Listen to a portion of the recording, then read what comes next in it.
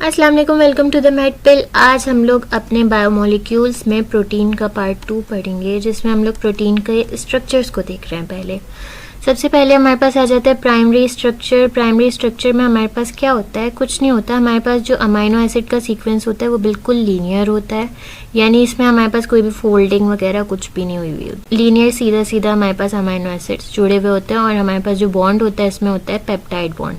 Peptide bond क्या था? हमने पढ़ा था कि हमारे पास एक मॉलिक्यूल का COOH ग्रुप यानी कार्बोक्सिलिक ग्रुप और दूसरे का अमाइन यानी हमारे पास NH2 ग्रुप आपस में बॉन्ड बनाते हैं, दैट इज पेप्टाइड बॉन्ड्स। और दूसरा हमारे पास है इसमें एग्जाम्पल इंसुलिन की, यानी इंसुलिन हमारे पास हॉर्मोन्स होते हैं। ब्लड में जो हमारे पास शुगर आती है तो उसको सेल में पहुंचाने का काम करते हैं बेसिकली। उसके बाद हम लोग सेकेंडरी स्ट्रक्चर पे आ जाते हैं।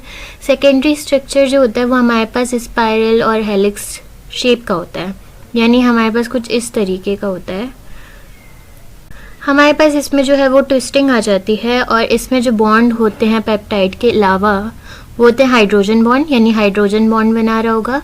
और हमारे पास सल्फाइड बॉन्ड, यानी हमारे पास जो सल्फर है वो सल्फर जो है वो बॉन्ड बना रहा होगा। ठीक है, इसमें एग्जाम्पल आ जाएगी हेयर की। हमारे जो बाल हैं वो हमारे पास सेकेंडरी स्ट्रक्चर से बिलोंग करते हैं।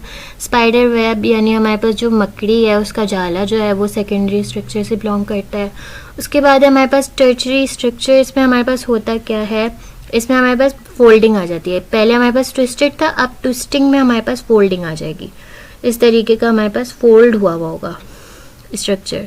और इसमें जो बॉन्ड हमारे पास बन रहा होता है वो होता है हाइड्रोजन बॉन्ड, डाइसल्फाइड बॉन्ड पहले की तरह। इसमें इसके अलावा आयनिक बॉन्ड होते हैं, यानी हमारे पास जो चार्ज्ड आयंस होते हैं उनके बिटवीन बॉन्ड्स बने हुए होते हैं। और इसमें एग्जांपल आ जाएगी लाइसोजाइम की। लाइसोजाइम बेसिकली हमारे पास एक ऐसा एंजाइम होता है जो हमारे पास एंटीबैक्टीरियल है, यानी बैक्टीरिया को किल कर सकता है। कैसे कि बैक्टीरिया के ऊपर, बैक्टीरिया के सेल के ऊपर सेल वॉल होती है जिसको ये डिस्ट्रॉय कर देता है। अब हमारे पास आ जाता है क्वाटर्नरी स्ट्रक्चर। क्वाटर्नरी स्ट्रक्चर में हमारे पास क्या होता है कि दो या दो से ज़्यादा हमारे पास पॉलीपेप्टाइड चेन्स जो होती हैं वो ज्वाइन हुई हुई होती हैं, यानी सिर्फ एक चेन का जिक्र नहीं हो रहा है यहाँ पर। इधर तो हमारे पास एक एक चेन की बात हो रही थी जिनमें हमारे पास थोड़ी तब्दीलियाँ थी, बट इसमें हमारे पास दो या दो से ज़्यादा चेन्स होती हैं। पहले तो वो हमारे पास टर्शरी स्ट्रक्चर में जाती हैं, यानी इस वाले स्ट्रक्चर में, और वो बहुत सारे स्ट्रक्चर यानी ऐसे दो या दो से ज़्यादा स्ट्रक्चर जो होते हैं आपस में ज्वाइन होते हैं, जिसकी वजह से हमारे पास क्वाटर्नरी स्ट्रक्चर बनता है। इसमें हमारे पास एग्जाम्पल आ गई हीमोग्लोबिन की। हीमोग्लोबिन बेसिकली हमारे पास वो प्रोटीन होता है जो कि ब्लड के RBCs रेड ब्लड सेल्स में पाया जाता है और हमारे पास ऑक्सीजन की ट्रांसपोर्टेशन कर रहा होता है। उसके अलावा हम लोग जो है वो अब अपनी डायग्राम्स देख लेंगे कि ये डायग्रामेटिकली किस तरीके से रिप्रेजेंट कर सकते हैं। प्राइमरी स्ट्रक्चर हमारे पास कुछ इस तरीके का होता है, स्ट्रेट होता है। दूसरा हमारे पास सेकेंडरी स्ट्रक्चर जो स्पाइरल होता है, हमारे पास इसमें भी कैटेगरीज आ जाती है। अल्फा हेलिक्स होते हैं, यानी इस तरीके की ट्विस्टिंग होगी, या तो हमारे पास बीटा प्लेटेड शीट्स होती हैं इस तरीके की प्लेट्स के फॉर्म में। दूसरा हमारे पास टर्शरी स्ट्रक्चर इस तरीके का जो है वो फोल्डिंग्स में आ जाता है। और क्वाटर्नरी स्ट्रक्चर में हमारे पास क्या होता है? ये टर्शरी स्ट्रक्चर्स के दो या दो से ज़्यादा जो है वो आपस में जुड़े हुए होते हैं। उसके बाद हमारे पास classification of protein. Classification of protein में हमारे पास क्या आ जाएगा? Fibrous protein, globular protein. Fibrous protein जो होती है वो हमारे पास इस तरीके की होती है, यानी एक रस्सी की तरह की होती है, लॉन्ग सी, और ये हमारे पास पानी में जो है वो हल नहीं हो सकती, घुल नहीं सकती। तो वाटर में जो है ये हमारे पास इनसॉल्युबल होती हैं। बाकी ये हमारे पास जो होती हैं वो थोड़ी टफ होती हैं, स्ट्रॉन्ग होती हैं, इसकी स्ट्रेंथ बहुत अच्छी होती है और स्ट्रक्चर रोल जो है वो हमारे पास प्ले कर रही होती है इस वजह से।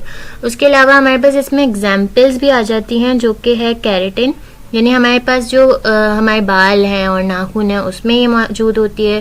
स्पाइडर वेब में होती है, यानी मकड़ियों का जो जाला होता है वो भी हमारे पास फाइब्रस प्रोटीन वाली कैटेगरी में आता है। सिल्क हो गया जो हमारे पास इंसेक्ट्स वगैरह प्रोड्यूस कर रहे होते हैं। मायोसिन हो गया जिसका स्ट्रक्चरल फंक्शनल दोनों रोल होते हैं, बेसिकली मसल्स की फॉर्मेशन में जो है वो काम कर रहे होते हैं। उसके बाद हमारे पास आ गया ग्लोब्यूलर प्रोटीन। ग्लोब्यूलर प्रोटीन्स में हमारे पास जो होता है वो इस तरीके का स्ट्रक्चर होता है, 3D स्फेरिकल। राउंड सा। उसके अलावा ये पानी में जो है वो डिज़ोल्व हो सकता है, सॉल्युबल है। उसके लिए फंक्शनल जो है वो प्रॉपर्टीज़ रखता है प्रोटीन। उसके अलावा हमारे पास इसमें एग्जाम्पल आ जाएगी एंजाइम के। एंजाइम जो होते हैं बेसिकली वो हमारे पास कोई भी प्रोसेस हो रहा होगा उसको स्पीड अप करने के लिए होते हैं। और हार्मोन्स जो होते हैं वो हमारे पास सेकेंडरी मैसेंजर्स होते हैं जो कि हमारे पास वाइटल फंक्शंस जो होते हैं वो परफॉर्म करवा रहे होते हैं। उसके अलावा एंटीबॉडीज़ होती है जो कि फॉरेन इन्फेक्शंस वगैरह आते हैं तो उनको किल करने में मदद कर रही होती है। हीमोग्लोबिन जो कि हमारे पास ऑक्सीजन को कैरी कर रहा होता है, रेड ब्लड सेल्स में मौजूद होता है। अच्छा, बहुत तरीके के जो है ना वो हमारे पास स्ट्रक्चरल प्रोटीन्स होते हैं जिनमें हम लोग जो है वो देख लेते हैं। एक्टिन है। एक्टिन जो होता है वो हमारे पास मसल फॉर्मिंग प्रोटीन होता है, मसल्स की जो है वो फॉर्मेशन करवा रहा होता है। उसके बाद है अमाइलॉइड। अमाइलॉइड हमारे पास सेल के सरफेस पे मौजूद होता है। जैसे हमारे पास सेल है, इस तरीके का कोई सेल है, उसके ऊपर मौजूद होगा, ऐसे करके सरफेस पर मौजूद होगा, ठीक है, कुछ इस तरीके का। बट ये हमारे पास बहुत ज़्यादा ख़तरनाक भी होता है कि हमारे पास ये न्यूरो डिजेनरेटिव डिजीज़ेस करवा देता है, जैसे अल्जाइमर या पार्किंसंस। ओके, उसके बाद है हमारे पास कैडिस फ्लाई। कैडिस फ्लाई हमारे पास बेसिकली एक फ्लाई है जिसका जो है एक इमेच्योर स्टेज होती है, लार्वाए। उसमें हमारे पास जो है वो फाइब्रोइन प्रोटीन जो होता है उससे हमारे पास ये कैडिस फ्लाई बना रही होती हैं जाली की तरह। जैसे हमारे पास मकड़ी अपना जाला बनाती है उसी तरीके की ये भी जाला टाइप बनाती है, जो कि हमारे पास सिल्क होता है, जो कि टफ सिल्क होता है, जो कि ये हमारे पास बना रही होती है रॉक्स पे। उसके अलावा हमारे पास जो पेड़ों की डालियाँ है, स्टिक्स ट्विक्स, उसमें शेल्स में ये बना रही होती है ताकि वो अपना शिकार कर सके, एज अ शेल्टर उसको यूज़ कर सके। उसके बाद हमारे पास कॉन्ड्रोकैल्सिन, यहाँ पर जो है वो सी आएगा, ई नहीं। ये होता है हमारे पास एक्स्ट्रा सेलुलर मैट्रिक्स में, जो कि हमारे पास जॉइंट्स में कार्टिलेज होता है। जॉइंट्स हमारे पास वो जगह होती है जो दो बोन्स को जोड़ के रखती है। उसके कार्टिलेज जो कि फ्लेक्सिबिलिटी प्रोवाइड करते हैं, उसके एक्स्ट्रा सेलुलर यानी सेल्स के बाहर वाली सराउंडिंग्स में प्रेजेंट होती हैं और कैल्शियम जो है उसकी बाइंडिंग करवा रही होती है। उसके अलावा हमारे पास कोलेजन है जो कि स्ट्रेंथ वगैरह प्रोवाइड करता है बोन्स को, टीथ्स वगैरह को। उसके बाद इलास्टिन है जो कि इलास्टिसिटी प्रोवाइड करता है टिश्यूज, ऑर्गन्स को। उसके अलावा हमारे पास फिब्रिलिन है जो कि हमारे पास स्ट्रक्चरल सपोर्ट प्रोवाइड करता है कनेक्टिव टिश्यूज को, जो कि इलास्टिक हो या नॉन इलास्टिक हो। उसके अलावा हमारे पास जो है वो जेलेटिन है। जेलेटिन जो है वो हमारे पास कोलेजन ऑफ स्किन और बोन्स के जो कोलेजन है उससे बेसिकली बॉइलिंग वाले प्रोसेस से हमें मिलती है और काफ़ी ज़्यादा यूज़फुल होती है चीज़ों में। उसके बाद स्केलेरा प्रोटीन होता है जो कि कैरेटिन, कोलेजन या फिर हमारे पास इलास्टिन, फिब्रिन, इन सबको बोलते हैं। उसके बाद हमारे पास टाइटिन है। जैसे हमारे पास मायोसिन और एक्टिन फिलामेंट्स थे जो कि इटसेल्फ एक प्रोटीन्स हैं, उनको इलास्टिक स्टेबलाइजेशन कौन दे रहा है? टाइटिन। उसके अलावा हम लोग आगे देखते हैं, दो और है हमारे पास ट्यूब्यूलिन। ट्यूब्यूलिन जो होते हैं वो हमारे पास माइक्रोट्यूब्यूल फॉर्मिंग प्रोटीन्स होते हैं। माइक्रोट्यूब्यूल्स हमारे पास क्या होता है? बेसिकली ये प्रोटीन्स होते हैं जो कि साइटोस्केलेटन का काम कर रहे होते हैं। बेसिकली ये पाइप की तरह के होते हैं, यानी अंदर से खोखले होते हैं, हॉलो होते हैं और जो है इसका स्ट्रक्चर बिल्कुल पाइप जैसा होता है, ठीक है। और ये हमारे पास जो है वो सेल को शेप दे रहे होते हैं, स्ट्रक्चर दे रहे होते हैं और ट्रांसपोर्ट जितने भी प्रोसेसेस हो रहे हैं उसमें हेल्प कर रहे होते हैं। उसके बाद है हमारे पास कैरेटिन। कैरेटिन जो होता है नेल्स, हेयर फॉर्मिंग प्रोटीन वगैरह है। उसके बाद है हमारे पास फंक्शनल प्रोटीन कौन कौन सी होती है? डाइजेस्टिव प्रोटीन्स होती है जिसमें लाइपेज, अमाइलेज, ट्रिप्सिन, पेप्सिन, ये सारी जो कि डाइजेशन करते हैं, हाइड्रोलिसिस का प्रोसेस करती हैं और सिंपल मोनोमर में फूड को तोड़ देती हैं।